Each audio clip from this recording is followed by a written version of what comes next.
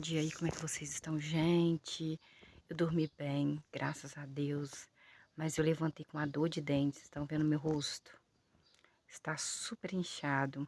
Tá difícil para me falar. Essa parte aqui, ó, tá vendo? Tá doendo, doendo, doendo. Parece que todos os ossos do meu rosto está doendo. Mas nós nunca sabemos o que vai acontecer em nossas vidas. Tudo é uma surpresa. A todo momento é uma surpresa. Tô aqui no brechó. Gente, olha o tanto de roupa que tem nesse brechó, gente. Aquele ali tudo é short que tá ali em cima.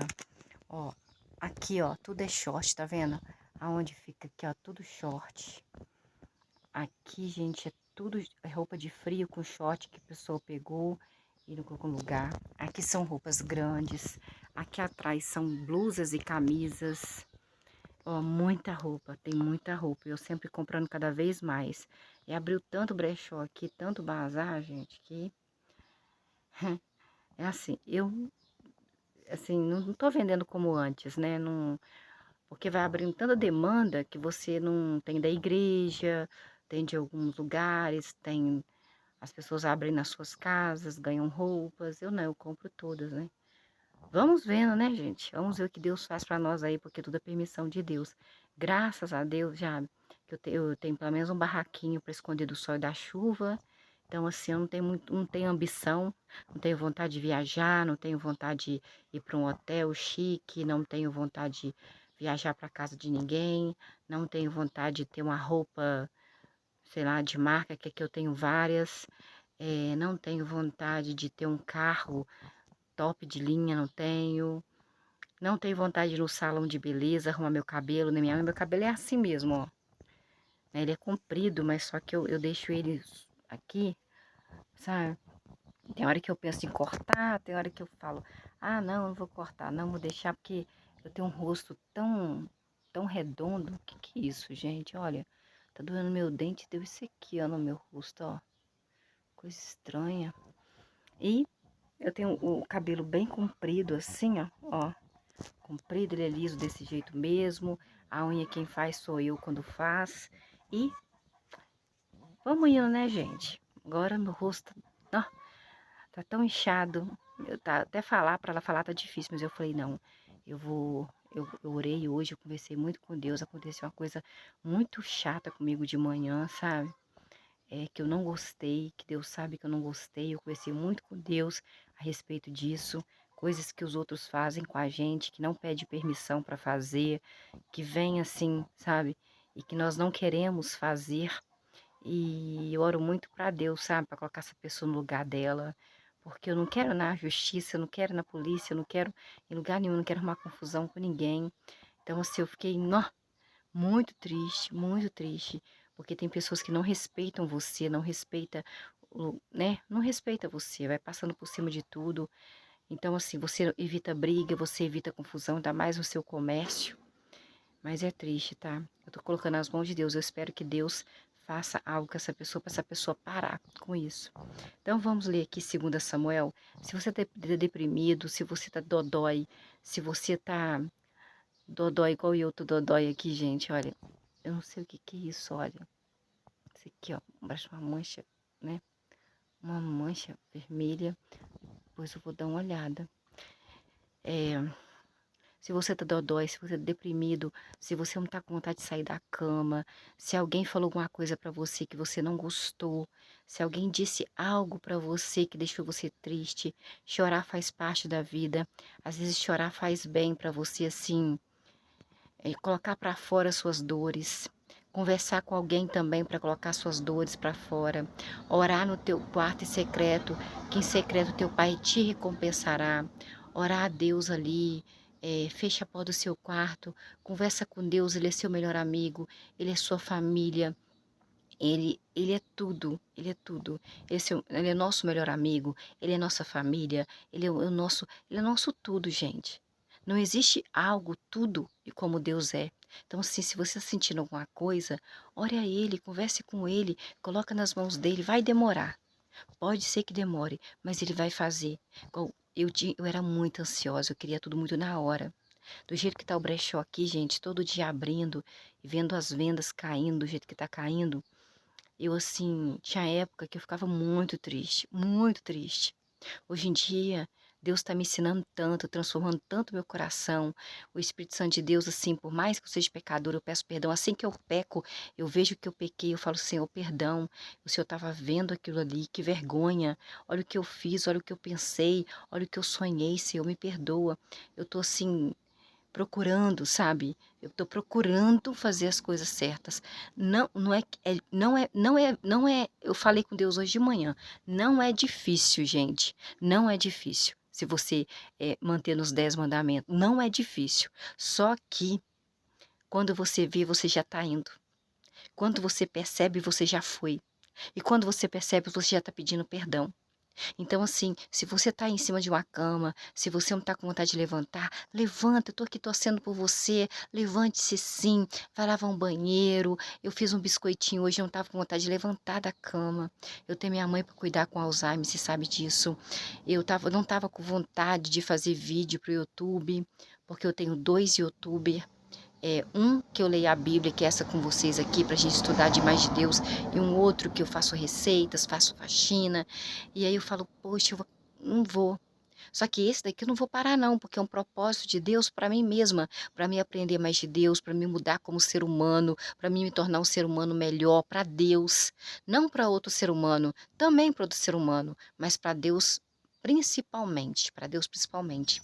Então nós vamos ler aqui, gente, força, levanta da sua cama, levanta desse sofá aí, só fica só comendo, vai varrer um quintal, vai me escutando, eu vou te dar força aqui, vai sim, você vai melhorar, a vitória vai vir para sua vida, você vai ver o quanto você vai mudar, o quanto Deus vai te deixar feliz, você já é uma pessoa feliz, você está viva, não interessa o que os outros falam de você, não interessa o que julguem de você, interessa que você que vai dar conta no final da sua vida, é somente depois quando Jesus voltar, quando Deus mandar o Filho dele, Jesus Cristo, voltar, aí vai ter sim um julgamento final, Deus vai julgar, Jesus vai ser nosso advogado, o único intercessor entre os homens e Deus é Jesus Cristo, Filho de Deus. Ele veio simples, ele não veio numa carruagem, ele não tinha cavalo, não tinha bicicleta, ele não tinha nenhum lugar chique, ele ia na casa dos outros, ele comia na casa dos outros, ele falava com os discípulos para não pegar nem ouro nem prata quando fosse na casa de alguém, para eles pregando, para e espalhando o evangelho, não pegue nem ouro nem prata, só sente ali, coma, beba, durma, no outro dia vai embora. Se alguém negar vocês, aí você sacode, negar não com dinheiro, gente. Eu vi uma coisa horrível, o pastor aí, esqueci o nome dele, um pastor que usa um chapelão, eu esqueci o nome dele que já faliu. Uma vez eu fui assistir um culto dele, gente, ele falou uma coisa horrível. Ele falou assim: olha, quem sair daquela porta ali antes de eu terminar de falar, a bênção vai ser retirada dele. Como que pode? Como que pode um ser humano, comedor de arroz e feijão como nós, pecador como nós, falar uma coisa dessa? O único que tem poder de tirar e de colocar a bênção é Deus. O poder de Davi não vinha de Davi, era de Deus. Deus é que guerreava para ele, Deus ganhava a batalha para ele, Deus que matou o gigante para ele, o poder vem todo de Deus. Como que pode? Agora eu vi ele ali pedindo, gente, esqueci o nome daquele homem moreno, um que anda com chapelão, pedindo pessoas para dar um salário mínimo. Ele quer cento e poucas mil pessoas dando um salário mínimo para ele, falando: olha, se alguém te falar isso é mentira, Deus não vai te dar de volta.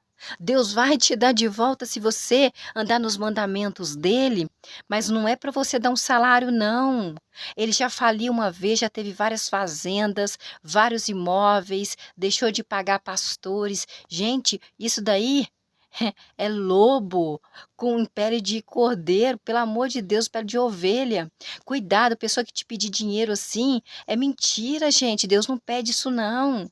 Então levante aí, vamos trabalhar, vai limpar alguma coisa, vai fazer uma coisa que você goste. Eu estou aqui torcendo por você, você vai sim conseguir, você vai conseguir. Quando eu estou sentindo tanta dor no dente, tanta dor no rosto, gente, e eu estou aqui conversando com vocês, porque eu quero o melhor para mim, e o melhor para mim é entender mais de Deus, é conhecer mais de Deus, para você ver que Davi, ele escolheu cada coisa ruim para a vida dele, os filhos de Davi também teve consequências. Deus não interfere no nosso livre-arbítrio.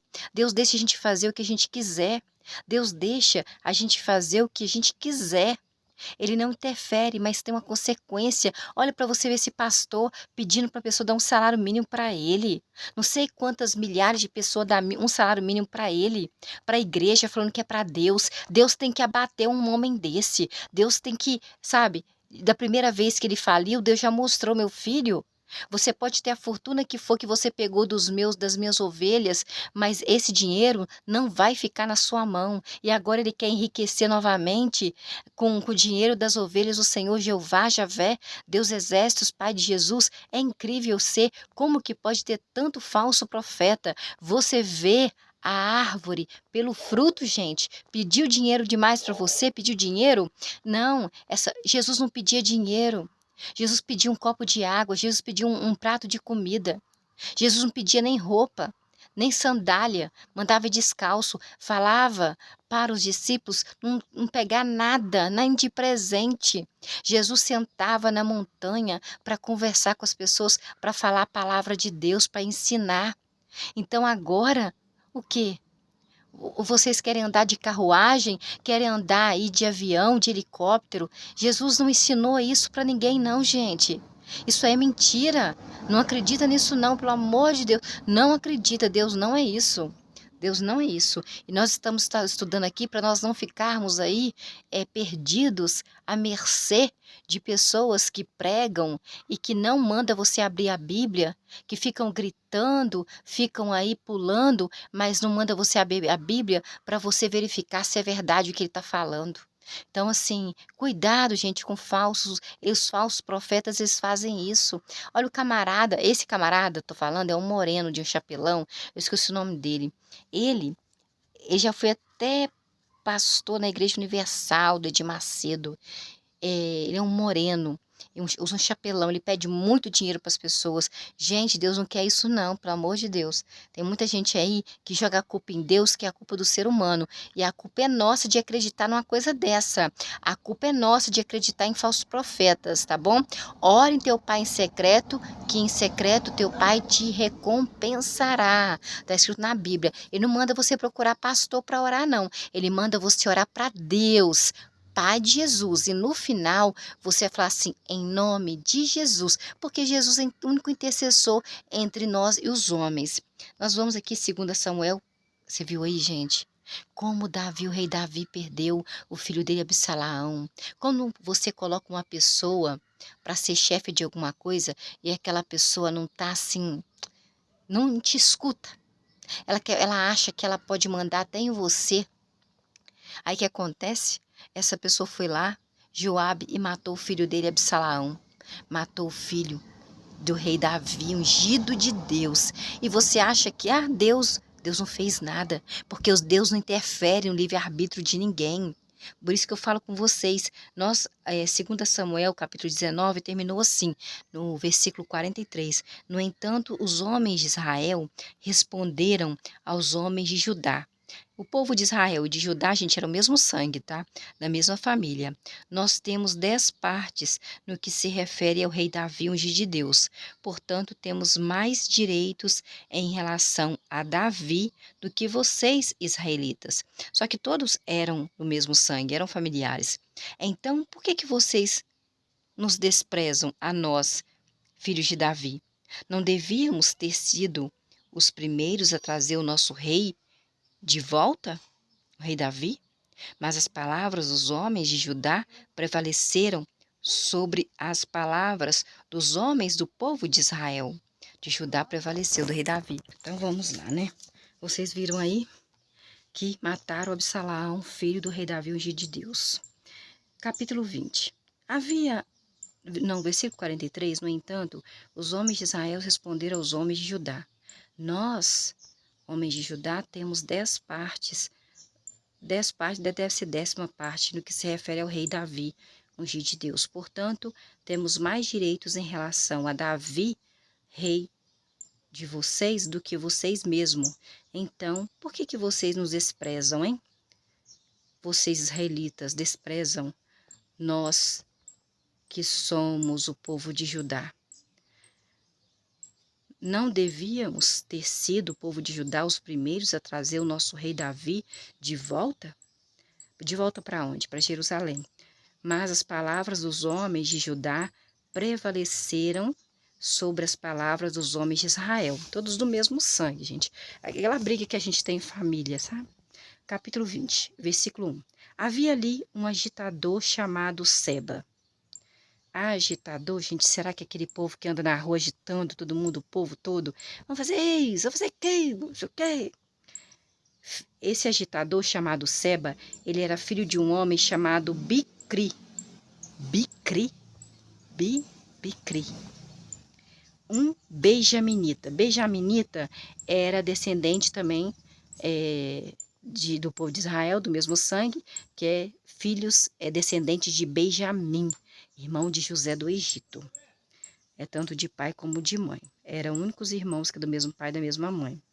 Filho de Jacó, que Deus mudou o nome dele para Israel. Por isso que chama o povo israelita, descendente de Jacó. Deus mudou o nome de Jacó para Israel. Então, filho de Bicri, um benjaminita, ele tocou a buzina e disse: não temos parte alguma com Davi, rei ungido de Deus, e nenhuma herança com o filho de Jessé. Quem é o filho de Jessé? Davi era o filho mais novo de Jessé. Voltem todos aos seus deuses, ó povo de Israel. Versículo 2. Em vista disso, todos os homens de Israel deixaram de seguir o rei Davi, ungido de Deus, para seguir Seba, que era filho de Bicri.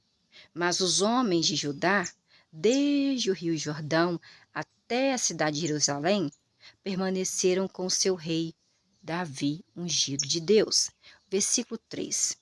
Quando chegou à sua casa em Jerusalém, o rei Davi, ungido de Deus, colocou numa casa à parte, sob guarda, as 10 concubinas que havia deixado para tomarem conta da casa dele. Você lembra que deixou 10 concubinas, levou as outras mulheres, as outras esposas, as outras concubinas e deixou 10 para tomar conta da casa? Ele, quando chegou em Jerusalém de volta, depois da guerra, onde Absalão, filho dele, morreu, ele, quando voltou, ele pegou aquelas 10 concubinas e colocou na casa à parte. Por quê?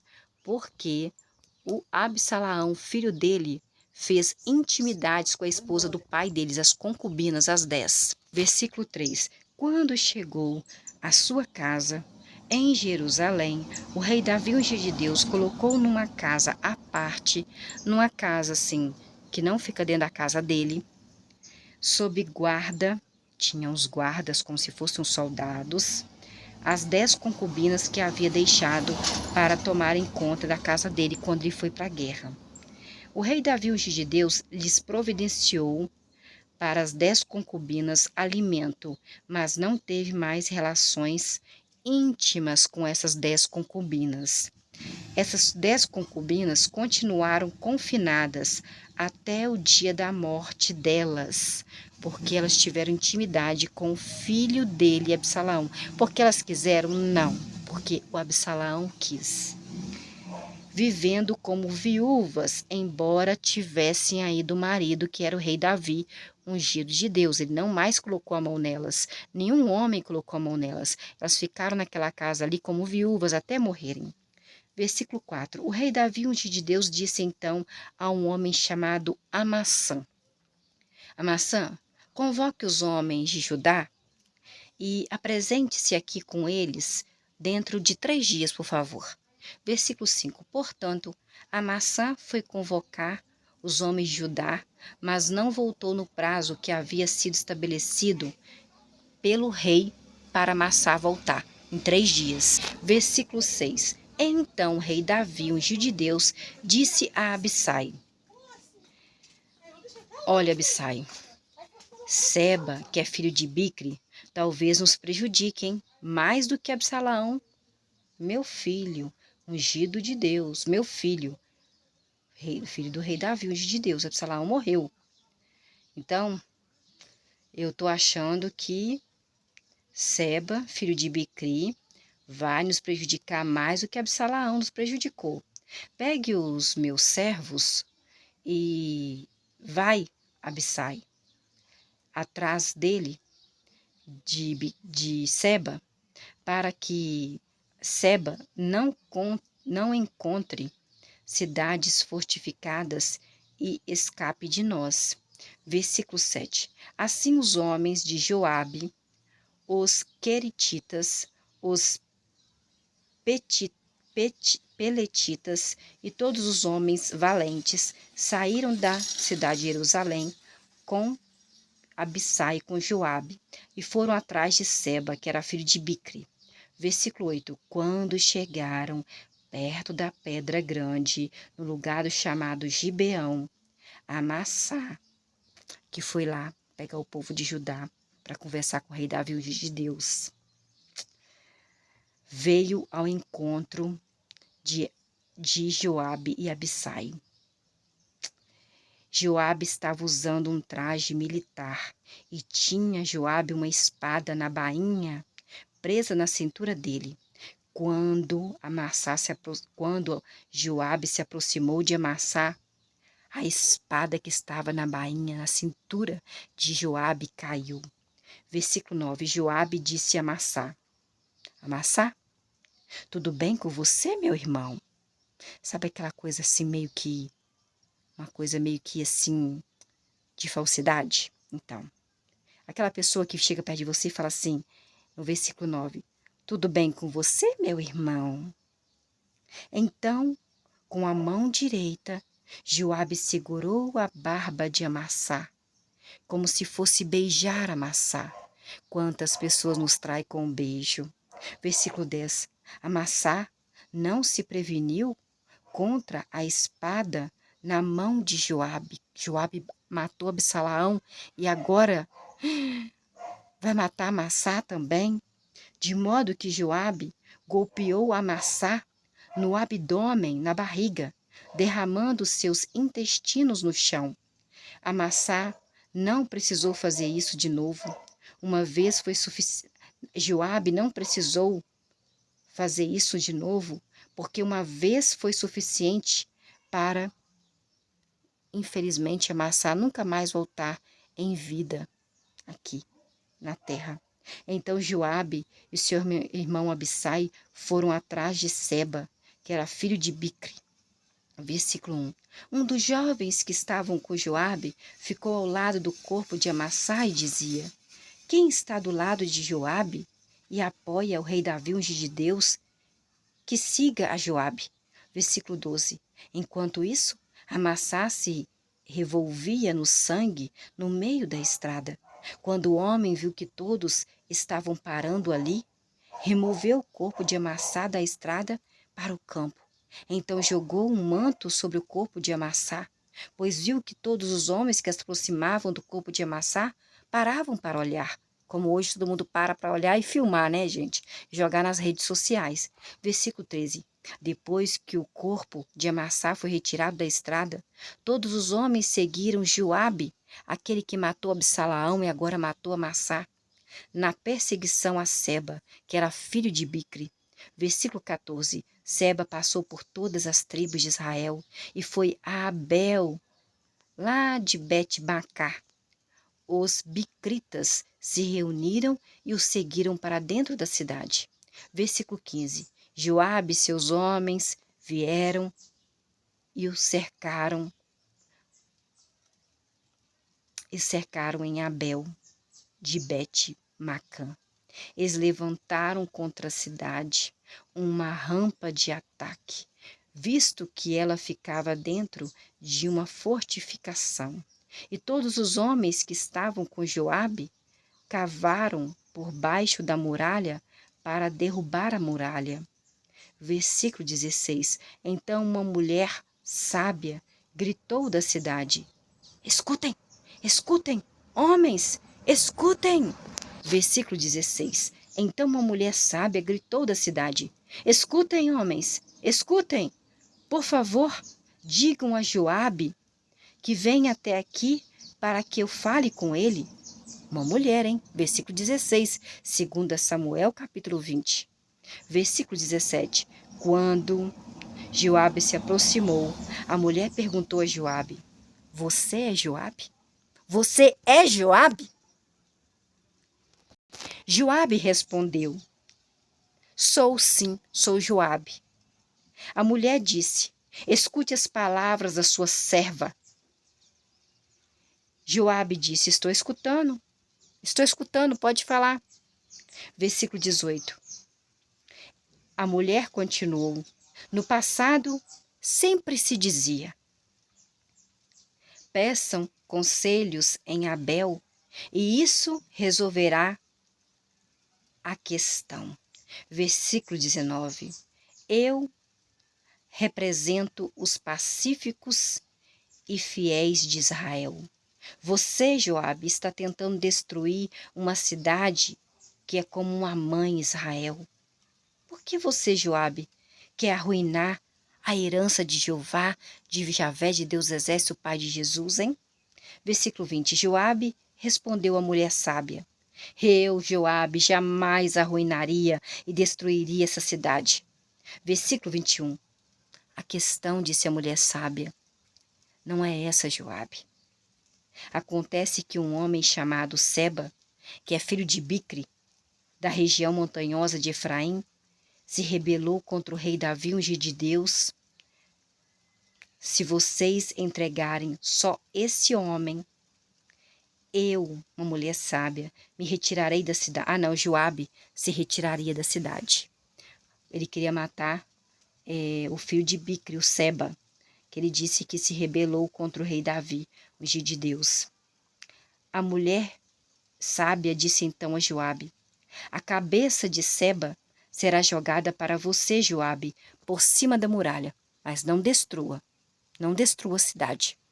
Foi uma mulher que falou, gente. É uma mulher que tem voz aqui, ó, no Antigo Testamento, capítulo 20, 2 Samuel, versículo 18, versículo 19, versículo 20. Essa mulher, ela foi muito guerreira para ir lá e conversar com Joabe e falar com ele: você não vai destruir a cidade, você não vai destruir a herança do Senhor Deus, Jeová, Javé, Deus dos exércitos, não. Ele falou assim: mas eu vim aqui buscar Seba, que ele eu quero entregar a ele, porque ele se rebelou contra o rei Davi, ungido de Deus. Eu quero pegar ele para o rei Davi, ungido de Deus, esse, né, Seba, filho de Bicre. Ela falou assim: então, você fica aí, porque a cabeça desse Seba vai ser jogado pela muralha, mas você vai destruir nada aqui não. Olha como ela é mulher forte, você é uma mulher forte também. Versículo 22. Imediatamente a mulher sábia foi e falou com todo o povo da cidade dela. Então o povo da cidade dela deceparam a cabeça de Seba, que era filho de Bicre, e jogaram a cabeça de Seba para Joabe através da muralha. Em vista disso, Joabe tocou a buzina e os homens deixaram a cidade daquela mulher sábia, voltando cada um para a sua casa. E Joabe voltou à cidade de Jerusalém, ao rei Davi, ungido de Deus. Versículo 23. Joabe comandava todo o exército de Israel. Benaia, que era filho de Joiada, comandava os quetitas e comandava os peletitas. Versículo 24. Adorão era o responsável pelos convocados para trabalho obrigatório. Josafá, que era filho de Ailude, era o cronista. Versículo 25. Seva era o secretário. Zadok e Abiatar eram sacerdotes.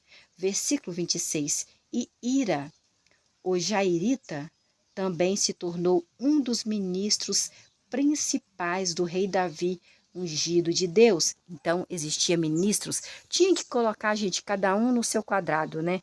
Igual quando descobriu o Brasil, os índios estavam aqui, foram eles que estavam nessa terra, os portugueses vieram e eles começaram a falar que foram eles que descobriram a terra, Na verdade, foram os índios que já estavam aqui, pertencente aos índios. Os portugueses vieram, e aí teve a independência, e nisso os portugueses colocaram a moeda aqui, colocaram, vão fazer bancos, vamos fazer isso, vamos fazer aquilo, para colocar ordem. E no Antigo Testamento, o rei Davi, Deus, colocava a ordem também, né?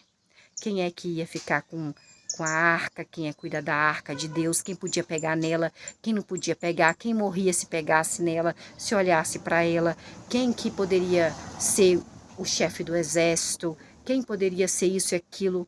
Tinha decepções? Tinha decepções, mas tinha consequências nas decepções, assim como nós temos nossa vida, não é?